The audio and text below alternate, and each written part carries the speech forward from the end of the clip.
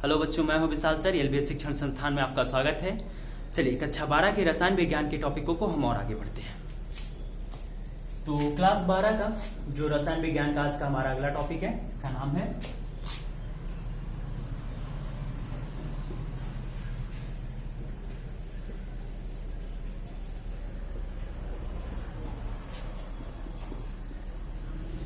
अभिक्रिया की कोटि तथा आणविकता। इस टॉपिक में हम ये पढ़ेंगे कि अभिक्रिया की कोटि क्या होती है, अभिक्रिया की आणविकता क्या होती है। तो इनमें से पहला टॉपिक पढ़ते हैं हम, अभिक्रिया की आणविकता। देखिए, अगर हम आणविकता समझ पाते हैं तभी कोटि समझ में आएगा। बात समझ में? ठीक है। तो इसीलिए सबसे पहले अभिक्रिया की आणविकता पढ़ते हैं।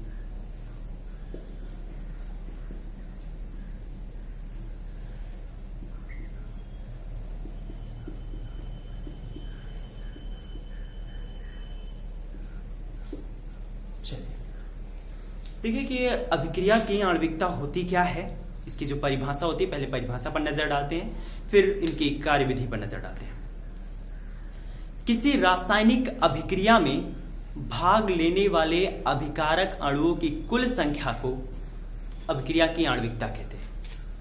किसी रासायनिक अभिक्रिया में भाग लेने वाले अभिकारक अणुओं की कुल संख्या को अभिक्रिया की आणविकता कहते हैं। यानी किसी रासायनिक अभिक्रिया में कितने अणु भाग ले रहे हैं, इनकी संख्या व्यक्त करना अभिक्रिया की आणविकता होती है।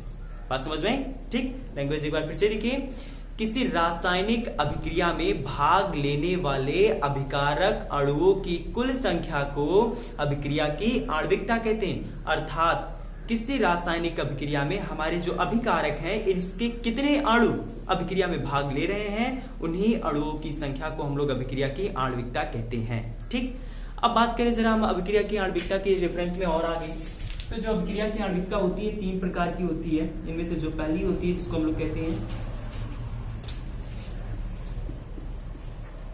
एका आणुक अभिक्रिया आणविकता, एक अणु का आणविकता।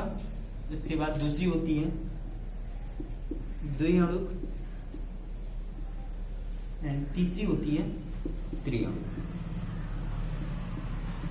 अभिक्रिया की जो आणविकता होती है 3 प्रकारों में मिलती है, जिनमें से पहला होता है एकाणुक, दूसरा होता है द्विअणुक एंड तीसरा होता है त्रिअणुक। ठीक।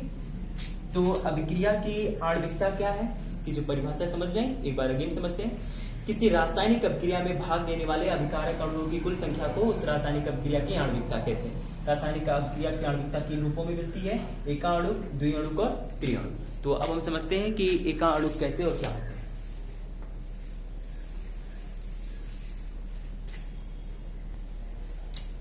चलिए देखते हैं। पहले हम एकाणुक समझते हैं कि एकाणुक अभिक्रियाएं कैसी होती हैं, मतलब उनकी आणविकता। देखिए, ये अभिक्रियाएं जो होती हैं, इनकी आणविकता है कि उनकी आणविकता एकाणुक है, किसी रासायनिक अभिक्रिया की आणविकता एकाणुक है कि द्विअणुक है कि त्रिअणुक है, वही चीज हम पढ़ रहे हैं। ठीक है। तो अभी हम देखते हैं कि एकाणुक किसे कहते हैं? जिन रासायनिक अभिक्रियाओं में भाग लेने वाले अभिकारक अणुओं की संख्या सिंगल डिजिट होती है, 1 होती है। ठीक। उन्हें हम लोग कहते हैं एकाणुक। जैसे एज एग्जाम्पल अगर हम समझे तो जैसे अगर हम ले लेते हैं H2O2। ठीक। अगर H2O2 स्प्लिट होता है, टूटता है, तो ये टूटता है H2O प्लस हाफ O2 में। बस समझ में? अब इस रासायनिक अभिक्रिया में आप देख रहे हैं कि ये हमारा अभिकारक है। अभिकारक के अणुओं की संख्या कितनी है यहाँ पे? अभिकारक जो है हाइड्रोजन परऑक्साइड है, और हाइड्रोजन परऑक्साइड जो है यहाँ कितने इसके अणुओं की संख्या उपस्थित है? इसके अणुओं की संख्या 1 है। बात समझ में? इसके अणुओं की संख्या कितनी है? 1 है। तो यहाँ जरा देखिए आप कि एक ही अणु, हाइड्रोजन परऑक्साइड का एक ही अणु जो है इस रासायनिक अभिक्रिया को अंजाम दे रहा है। तो ऐसी रासायनिक अभिक्रियाओं को हम लोग कहते हैं एकाणुक रासायनिक अभिक्रिया। बात समझ में? जैसे अगर यहाँ पे इसे 2 बढ़ा दिया जाता तो हाइड्रोजन परऑक्साइड के कितने अणु हो जाते? 2 अणु हो जाते, तो 2 ये द्विअणुक हो जाता। बात समझ में? हालांकि इस रासायनिक अभिक्रिया को हम लोग एकाणुक रासायनिक अभिक्रिया कहेंगे। इस रासायनिक अभिक्रिया की आणविकता कैसी होगी? एकाणुक होगी। क्यों एकाणुक होगी? क्योंकि यहाँ पे हमारा जो रासायनिक अभिक्रिया हो रहा है, यहाँ जो अभिकारक है, अभिकारक पदार्थ का जो अणुओं की संख्या है ये 1 है। एक ही प्रकार के अभिकारक अणु इस रासायनिक अभिक्रिया को कर रहे हैं। तो जब किसी रासायनिक अभिक्रिया में अभिकारक के अणुओं की संख्या 1 होती है तो उस रासायनिक अभिक्रिया को हम लोग कहते हैं एका अणुक रासायनिक अभिक्रियाएं। अब दूसरे को समझिए जरा।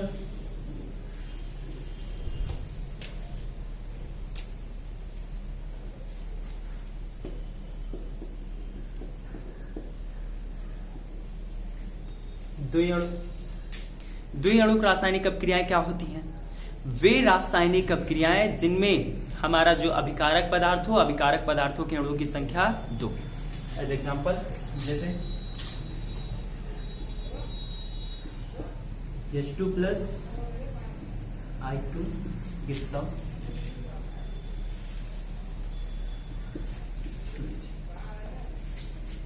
क्या, जरा देखिए, हाइड्रोजन और आयोडीन, ये एक हाइड्रोजन है और एक आयोडीन है, और यही हाइड्रोजन और आयोडीन मिलकर के ही तो इस रासायनिक अभिक्रिया को कर रहे हैं।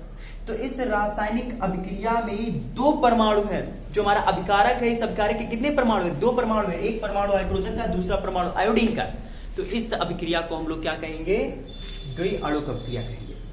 या इस रासायनिक अभिक्रिया की आणविकता कितनी होगी? द्विअणुक होगी। बात समझ में आई? तो वे रासायनिक अभिक्रियाएं जिन रासायनिक अभिक्रियाओं में भाग लेने वाले अभिकारक अणुओं की संख्या 2 हो, कम से कम 2 हो, उन रासायनिक अभिक्रियाओं को हम लोग कहेंगे द्विअणुक रासायनिक अभिक्रिया, या उनकी आणविकता जो होगी ये द्विअणुक होगी। बात समझ में आई? ठीक, अगला देखते हैं। जैसे अगला हमारा त्रिअणुक, यानी त्रिअणुक आणविकता वाली रासायनिक अभिक्रिया। जैसे एज एग्जांपल मान लेते हैं हम लोग 2FeCl3 plus SnCl2 gives out. रासायनिक अभिक्रिया होगी 2FeCl2 प्लस SnCl4। ठीक, इस रासायनिक अभिक्रिया में अगर हम बात करें SnCl2 की और FeCl3 की, तो FeCl3 के कै अणु है? यहाँ पे 2 अणु, और SnCl2 का कै अणु है? 1 अणु, और 2 और 1 मिलकर के 3। तो जब किसी रासायनिक अभिक्रिया में अभिकारक अणुओं की संख्या, जो रासायनिक अभिक्रिया में भाग ले रहे हो, इनकी संख्या जब 3 होती है तो उस रासायनिक अभिक्रिया की आणविकता कितनी होती है? त्रिअणुक होती है। बात समझ में आई? ठीक, तो ये हो गई हमारी अभिक्रिया की आणविकता। तो अभिक्रिया की आणविकता किसे कहते हैं? वे रासायनिक अभिक्रियाएं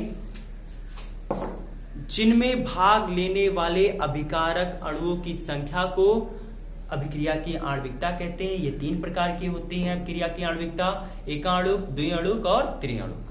क्लियर? ठीक, अब हम बात करते हैं अभिक्रिया की कोटि को लेकर के।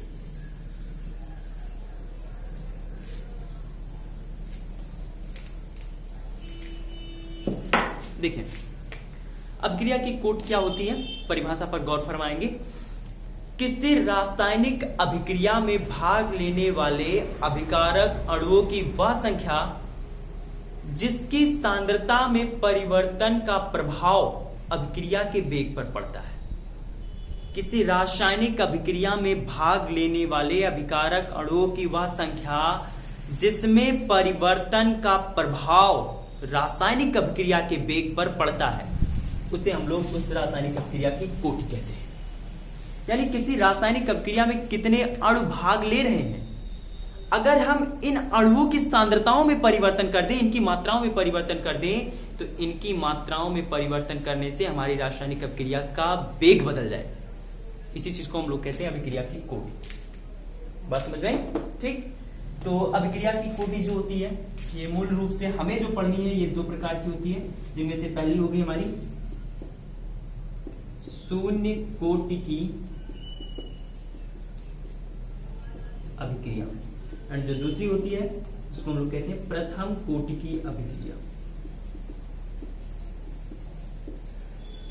ठीक, तो शून्य कोटि की अभिक्रिया क्या होती है, प्रथम कोटि की अभिक्रिया क्या होती है। हालांकि द्वितीय कोटि, तृतीय कोटि की भी अभिक्रियाएं होती हैं, लेकिन हमारे सिलेबस में नहीं है, हमको नहीं पढ़ना हमको। ठीक, तो चलिए देखते हैं शून्य कोटि की अभिक्रिया के रेफरेंस में।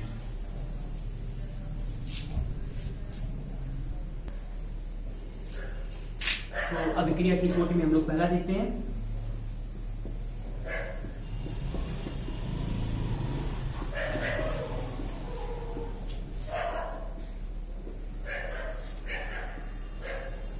शून्य कोट की अभिक्रिया। देखिए, वे रासायनिक अभिक्रिया जिनके वेग की निर्भरता अभिकारक की सांद्रता पर नहीं होता है। इसका मतलब यह है कि अभिकारक की सांद्रता हम चाहे जितनी बढ़ा दें, चाहे जितनी घटा दें, अभिकारक की सांद्रता के बढ़ाने या घटाने से हमारे रासायनिक अभिक्रिया के वेग पर कोई प्रभाव नहीं पड़ेगा। ऐसी जितनी भी रासायनिक अभिक्रियाएं होंगी, सभी रासायनिक अभिक्रियाओं को हम लोग शून्य कोट की रासायनिक अभिक्रिया कहेंगे। बात समझ में? तो शून्य कोट की अभिक्रियाएं क्या होती हैं? वे रासायनिक अभिक्रियाएं जिनके अभिकारकों की सांद्रता में परिवर्तन का प्रभाव रासायनिक अभिक्रिया के वेग पर नहीं पड़ता है, उन्हें शून्य कोट की अभिक्रियाएं कहते हैं। बात समझ में? वे सभी रासायनिक अभिक्रियाएं जिनकी सांद्रता में, जिनके अभिकारक की सांद्रता में परिवर्तन का प्रभाव रासायनिक अभिक्रिया के वेग पर बिल्कुल भी नहीं पड़ता है, ऐसी रासायनिक अभिक्रियाओं को हम लोग शून्य कोट की अभिक्रिया कहते हैं। बात समझ में? इसका एक डेरिवेशन देखते हैं। डेरिवेशन का नाम है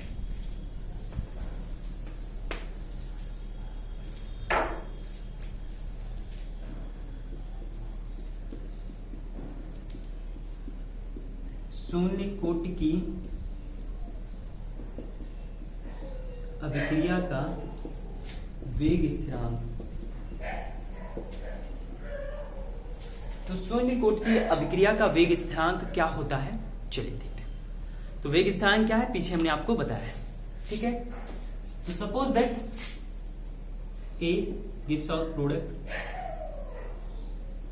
ये एक रासायनिक अभिक्रिया हुई और ये रासायनिक अभिक्रिया शून्य कोट की है। शून्य कोट की का होने का ये मतलब है कि सांद्रता हमारी अभिकारक की कितनी है, ए को हम कितना भी बढ़ा दें, कितना भी घटा दें, बढ़ाने या घटाने से रासायनिक अभिक्रिया के वेग पर कोई फर्क पड़ेगा ही नहीं। बात समझ में? ठीक। तो ये हो गई हमारी रासायनिक अभिक्रिया की, शून्य कोट की रासायनिक अभिक्रिया। और शून्य कोट की रासायनिक अभिक्रिया में देखिए, जो वेग स्थिरांक होता है D D T of x या डी एक्स बटे डी टी इंटू के, ठीक।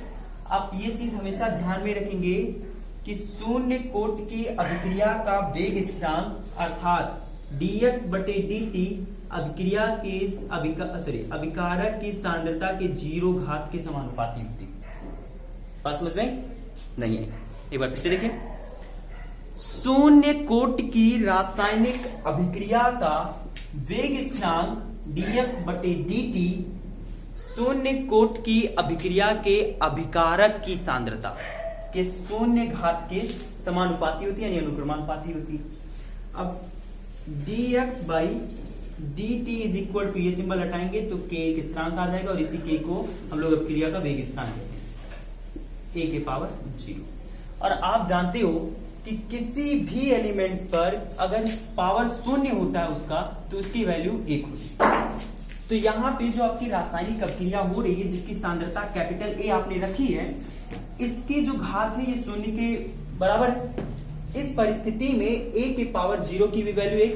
अब जब a के पावर 0 की वैल्यू 1, तो d dt of x is equal to, यहां जरा देखिए, इसकी वैल्यू 1 और 1 का मल्टीप्लाई के में ये हो गया। अब इस dt का मल्टीप्लाई जरा k के साथ करेंगे तो ये हो जाएगा dx is equal to dt into k, ठीक। अब आप क्या कीजिए कि दोनों पक्षों का समाकलन कर दीजिए, ठीक है। जब आप दोनों पक्षों का समाकलन करते हैं तब जरा देखिए, दोनों पक्षों का समाकलन कर दीजिए।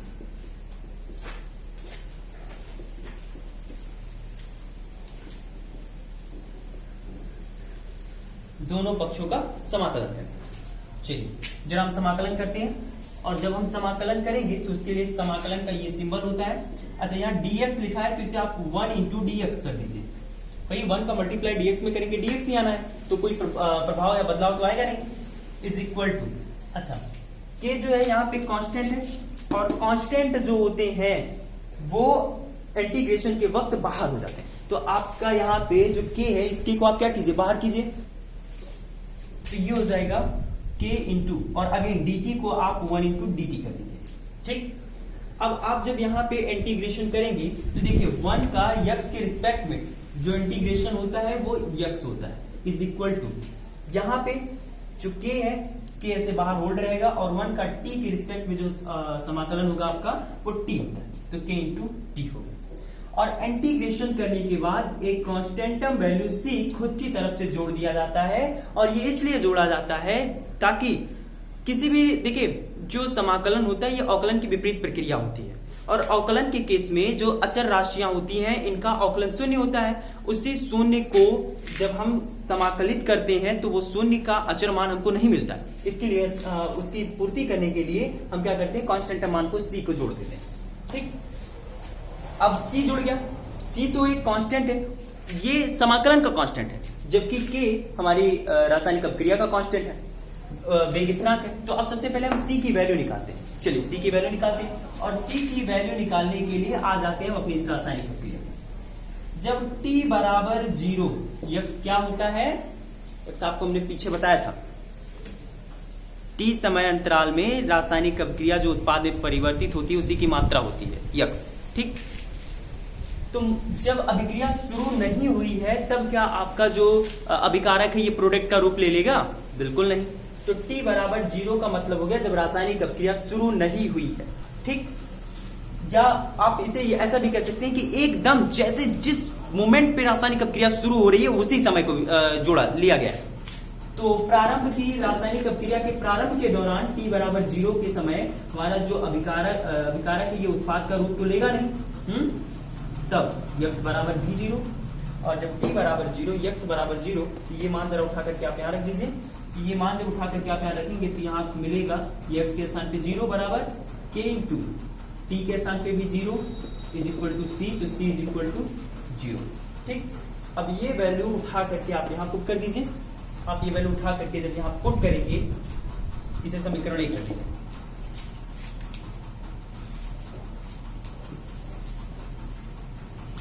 तो समीकरण 1 से